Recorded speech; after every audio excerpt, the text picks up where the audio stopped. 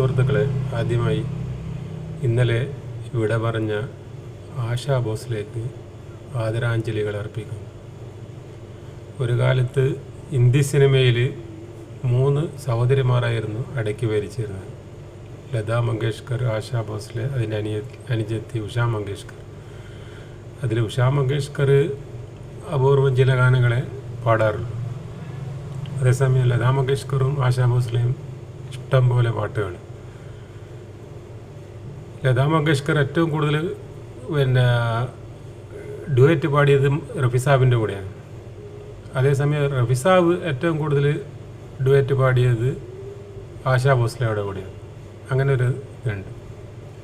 അതായത് ലതാ മങ്കേഷ്കർ ഏറ്റവും കൂടുതൽ റഫിസാബിൻ്റെ കൂടെ പാടി, റഫിസാബ് ഏറ്റവും കൂടുതൽ പാടിയത് ആശാ ഭോസ്ലേൻ്റെ കൂടെ. അതായത് ലതാ മങ്കേഷ്കറും റഫിസാബും ഇടയ്ക്ക് വെച്ച് പിണങ്ങിയായിരുന്നു. ആ സമയത്ത് ആ ചാൻസ് മുഴുവൻ കിട്ടിയത് ആശാ ഭോസ്ലേക്ക്. പിന്നെ ആശാ ഭോസ്ലേൻ്റെ പാട്ടെന്ന് പറഞ്ഞാൽ അധികം ഈ ക്ലബ് ഡാൻസ് എല്ലാം വരുമ്പോൾ ആശാ ഭോസ്ലേൻ്റെ പാട്ടായിരിക്കും.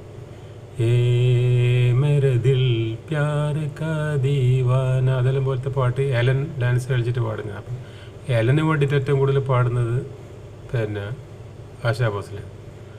മലയാളത്തിൽ വാണി ജയറാം സിൽക്ക് സ്മിതക്കെല്ലാം പാടുന്ന പോലെ ഹിന്ദിയിൽ അങ്ങനെയുള്ള പാട്ടും പാടും. അതേസമയത്ത് നല്ല നല്ല മെലഡീസും പാടും. ബീനാ ജാവോ ചോടെ കൽ യേ ദിൽ അബീ പരാനേ, അതിൽ റഫിസാബിലൂടെ എല്ലാം നല്ല പാട്ടാണ്. അതുപോലെ കാരബ് എന്നുള്ള സിനിമയിൽ ആശാ ഭോസ്ലേക്ക് നമ്മുടെ മലയാളത്തിലെ ചിത്രക്ക് ഏറ്റവും ഇഷ്ടമുള്ള ഗായിക ലതാ മങ്കേഷ്കർ അല്ല, ആശാ ഭോസ്ലെ ഒരിക്കൽ പറഞ്ഞിട്ടുണ്ട്. അങ്ങനെ ചിലവർക്ക് ലതാജിനേക്കാൾ ഇഷ്ടപ്പെടുന്ന ആശാ ഭോസ്ലെ ഇഷ്ടപ്പെടുന്ന ആൾക്കാരുണ്ട്. ഹിന്ദി സിനിമയിൽ എപ്പോൾ 2ാം സ്ഥാനമായിരുന്നു ലതാജി കഴിഞ്ഞാൽ ആശാ ഭോസ്ലെ. നമ്മൾ മൊത്തത്തിലെടുക്കുമ്പോൾ എൻ്റെ അഭിപ്രായത്തിൽ 2ാം സ്ഥാനം സുശീലാമ്മക്ക് കൊടുക്കണമെന്നാണ് എൻ്റെ അഭിപ്രായത്തിൽ. ലതാജി കഴിഞ്ഞാൽ 3ാം സ്ഥാനം ആശാ ഭോസ്ലേക്കാണ്. പക്ഷേ ഹിന്ദി സിനിമക്കാർ അത് സമ്മതിക്കില്ല. ഹിന്ദി സിനിമക്കാർ പറയുന്നത് പറഞ്ഞാൽ ലതാജി കഴിഞ്ഞാൽ പിന്നെ ആശാ ഭോസ്ലെ.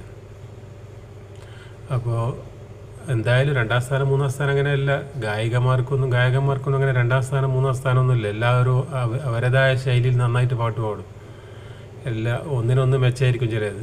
അപ്പോൾ നമുക്ക് ആരാന്ന് ഏറ്റവും വലിയ ഗായകനോ ഗായികയൊന്നും പറയാൻ കഴിയില്ല. പിന്നെ മൊത്തത്തിൽ ഇങ്ങനെ എടുത്ത് പറയുന്നതാണ് നമ്മളിങ്ങനെ റഫിസാബ്, യേശുദാസ്, ലതാജി എന്നെല്ലാം അങ്ങനെ പറയുന്നതാണ്.